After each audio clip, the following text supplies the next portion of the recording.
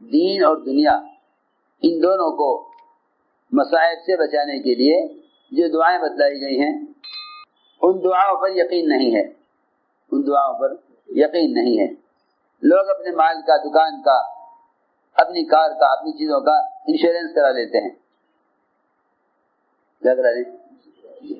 اب یہ محفوظ ہے، اگر ان کو ہوتے ہوئے بھی کوئی آفت آ گئی تو ہمیں حکومت اس کا معاوضہ دے دے گی۔ حضرت فرماتے تھے کہ اگر روزانہ صدقہ دینے کا معمول بنا لے، اگر روزانہ صدقہ دینے کا معمول بنا لے تو اس کی چیز اللہ کے یہاں ایسی محفوظ ہو جائے گی، اور اگر اللہ تعالیٰ اس کے باوجود کوئی آفت لائے تو اللہ دنیا میں اس کا بدل دیں گے، آخرت میں اس کا اجر دیں گے، دنیا میں اس کا بدل، آخرت میں اجر۔ یہ اللہ تعالیٰ کا دستور ہے کہ جو کوئی چیز ہماری حفاظت میں دے دیتے ہیں، کوئی چیز ہماری حفاظت میں دے دیتے ہیں، ہم ان کو آخرت میں اس کا اجر دیں گے اور دنیا میں اس کا بدل دیں گے، دنیا میں اس کا بدل دیں گے، آخرت میں اس کا اجر دیں گے۔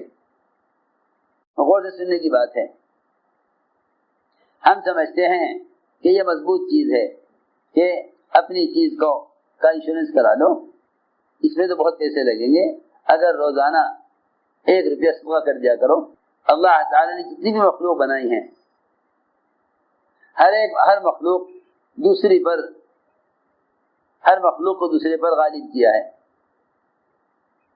جب آدمی انسان ایک چیز سے متاثر ہوتا ہے تو دوسری چیز اس پر غالب نظر آتی ہے، پھر اس چیز کا تعصب دل سے نکل جاتا ہے، اس کا تعصب دل سے نکل جاتا ہے۔ پتھر کی سختی کو دیکھ کر سمجھتا ہے یہ سب سے طاقتور چیز ہے، پھر لوہے کو دیکھتا ہے کہ پتھر کو ریزہ ریزہ کر دے، پھر سوچتا ہے کہ نہیں، غلط سوچا میں نے، پتھر زیادہ طاقتور نہیں ہے، لوہا زیادہ طاقتور ہے، لوہے کی طاقت کو تسلیم کر لیتا ہے، لوہے کی طاقت کو تسلیم کر لیتا ہے۔ پھر جب دیکھتا ہے کہ آگ نے لوہے کو پانی بنا دیا اور لوہے کو پگھلا دیا، اوہو میں نے غلط سمجھا، بڑی طاقت تو آگ ہے جو لوہے کو پانی کر دے۔ پھر اس پر یقین آ گیا کہ ہاں بڑی طاقت یہ ہے، پھر دیکھتا ہے کہ نہیں، کیسی بھی آگ ہو پانی اس آگ کو ختم کر دیتا ہے، کہ اوہو میں نے غلط سمجھا، نہیں بڑی طاقت تو پانی ہے۔ پھر دیکھتا ہے کہ ہوائیں ایسی آتی ہیں جو آدھے سمندر کو خشک کر کے اڑا کر لے جاتی ہیں، کہ نہیں غلط سمجھا تھا میں نے، پانی نہیں ہوا طاقت ہے۔ بات یہ ہے کہ جتنی بھی مادی چیزوں میں غور کرے گا اس کو کوئی نہ کوئی متبادل ہر طاقت کا مل جائے گا۔ جتنی مادی چیزوں میں کسی چیز کو قوی سمجھے گا دوسری چیز پر غالب نظر آئے گی۔ بتلایا گیا کہ ان ساری طاقتوں کے مقابلے میں ایک ہاتھ سے ایسے صدقہ کرنا کہ دوسرے ہاتھ کو پتہ نہ چلے، ان سب سے زیادہ طاقت رکھتا ہے، سب سے زیادہ طاقت رکھتا ہے۔ ایک صحابی تھے نابینا، اپنے گھر میں مصلی سے لے کر باہر کے دروازے تک رسی باندھی ہوئی تھی۔ جب کوئی مسکین آتا دروازے پر تو کوئی چیز ہاتھ میں لیتے، پیسہ یا کوئی کھانے کی چیز، اور رسی پکڑ کر جاتے اور اس کو دروازے پر اپنے ہاتھ سے دے کر آتے۔ بیٹوں نے کہا جی کیا گھر میں آپ نے رسی باندھی ہوئی ہے، راستہ بھی رکتا ہے، اس کی وجہ سے آپ کو کچھ دینا ہوا کرے ہمیں دے دیا کریں، ہم سائل کو پہنچا دیا کریں گے دروازے پر، سائل کے دروازے پر آپ کی رسی دے دیں گے۔ ہائے ہائے، اس زمانے میں تو مسلمان یوں چاہتا ہے زکوٰۃ دینے والے میرے گھر پر آویں، اللہ اکبر، بجائے اس کے کہ ایک فقیر کے فقر کو خود تلاش کرتا اور مستحق کو محسن سمجھتا اپنی زکوٰۃ کے ادا ہونے کے لیے، مستحق کو محسن سمجھتا اپنی زکوٰۃ کے ادا ہونے کے لیے، خود تلاش کرتا جا کر محتاج کو اور خود زکوٰۃ کا مال لے کر چل کے اس کے پاس جاتا۔ اللہ تعالی دیکھتے کہ اس مالدار نے اس مستحق کو زکوٰۃ اس طرح پہنچا دی کہ اس مستحق کو اپنے حاجت کے ظاہر کرنے کا موقع نہیں دیا۔ اگر زکوٰۃ دینے والے خود جا کر زکوٰۃ نہ دیں، اگر زکوٰۃ دینے والے خود جا کر زکات نہ دیں تو یہ مستحقین کو سوال کرنے پر مجبور کرنے والے ہیں، مستحقین کو سوال کرنے پر مجبور کرنے والے ہیں۔ وہ مستحق زکات کا وہ اپنے فقر کو کب تک چھپاوے گا؟ آخر اس کا فقر اسے مجبور کرے گا سوال کرنے پر۔ جتنے بھی مالدار لوگ ہیں یہ سمجھتے ہیں کہ ہمارا احسان ہے فقراء پر کہ ہم انہیں زکات دے رہے ہیں، حالانکہ احسان تو اس کا ہے جو اپنے مال سے کسی کی مدد کرے، احسان تو اس کا ہوتا ہے جو اپنے مال سے کسی کی، احسان تو اس کا ہوتا ہے جو اپنے مال سے کسی کی مدد کرے۔ زکات کا مال تو تیرا ہے ہی نہیں، تیرا خرچ کر دینا دوسروں پر کوئی احسان نہیں۔ ہاں جو زکات دے کر تُو نے مال پاک کیا ہے اس پاک مال میں سے دوسروں پر خرچ کر پھر تیرا احسان ہے، پھر تیرا احسان ہے۔ تو زکات جو زکات دے کر مال پاک کر لیا ہے اس مال میں سے دوسروں پر خرچ کر، جو مال زکات کا نہیں ہے اس مال میں سے دوسرے پر خرچ کر، سب تیرا احسان ہے۔ مگر صحابہ کرام اس کو بھی احسان نہیں سمجھتے تھے، وہ کہتے تھے جس کے پاس جو مال اس کی ضرورت سے زیادہ ہے وہ دوسرے کا حق ہے، اس کا نہیں ہے، دوسرے کا حق ہے، اس کا اپنا نہیں ہے۔ میں ساری بات اس پر عرض کر رہا تھا کہ اب تو لوگ زکات بھی لے کے بیٹھے رہتے ہیں، تو مستحق آئے گا تو اس کو دے دیں گے، مستحق آئے گا اسے دے دیں گے۔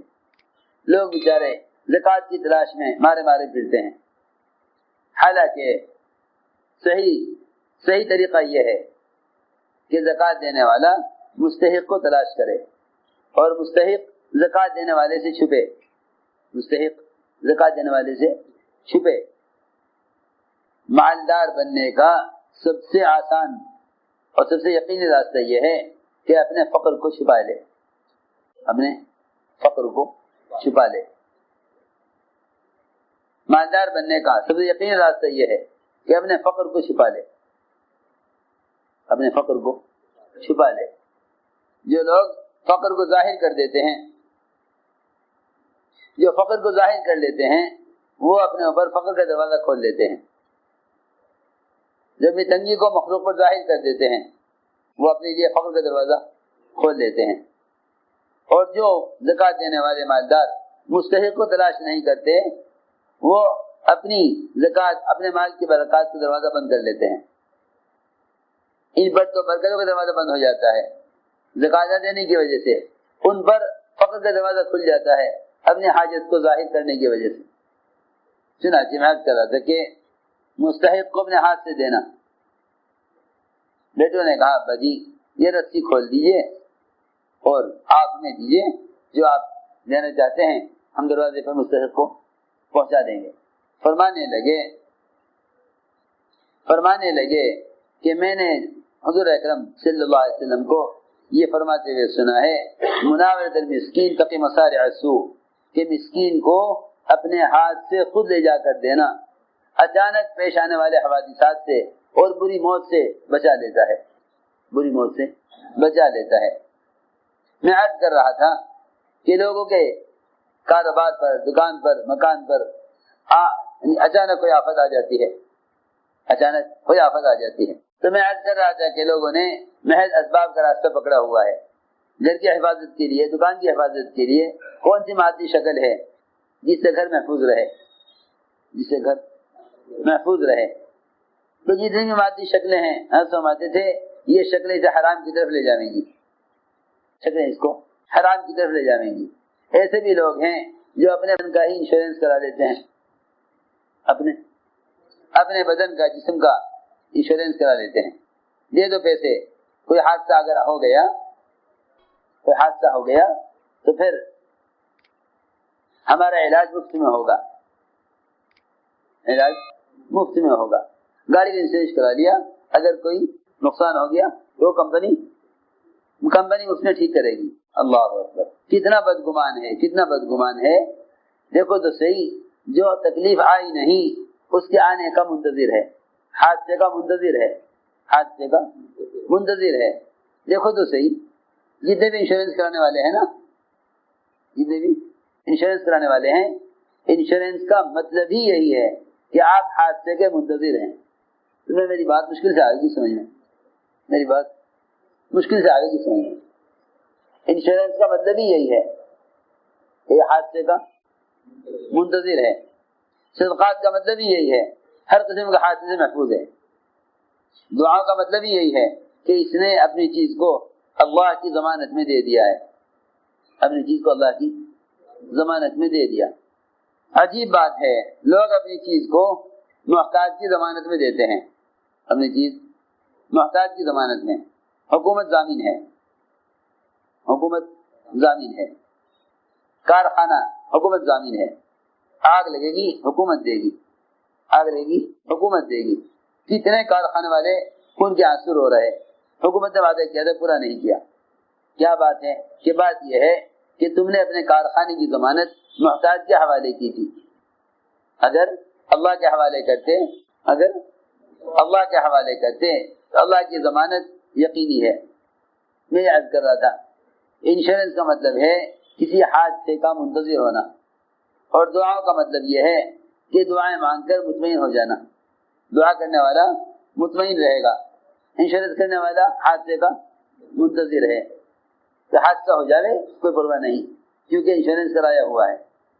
حالانکہ دعا مانگنے والا اگر آفت آ بھی گئی تو اللہ رب العزت دنیا میں اس کا بدل یقیناً دیں گے, اس کا بدل دنیا میں یقیناً دیں گے, کیونکہ جتنی بھی اسباب کی لائن کی چیزیں ہیں وہ غیر یقینی ہیں. اعمال کی لائن کی جتنی بھی باتیں ہیں سب یقینی ہیں, سب یقینی. میں عرض کر رہا تھا, کئی لوگوں نے آ کر کہا ابو درداء آپ کا مکان جل گیا ہے. فرمایا کہ میں نہیں مانتا, کیونکہ تمہارے پاس نظر ہے, میرے پاس خبر ہے. خبر یقینی ہے, نظر غیر یقینی ہے. اگر میں نے نظر کو یقینی مان لیا تو اللہ تعالیٰ میرے لیے وعدہ پورا نہیں کریں گے. ایک نے آ کر کہا ہاں آگ تو لگ گئی تھی, سارا گھر کے چاروں طرف آگ لگی, تمہارے گھر کی طرف بھی آگ. بیان آپ کو پسند آیا ہو تو بیان کو لائک, شیئر اور چینل کو سبسکرائب کرنا مت بھولیے. کمنٹس میں اپنی رائے کا اظہار ضرور کیجیے.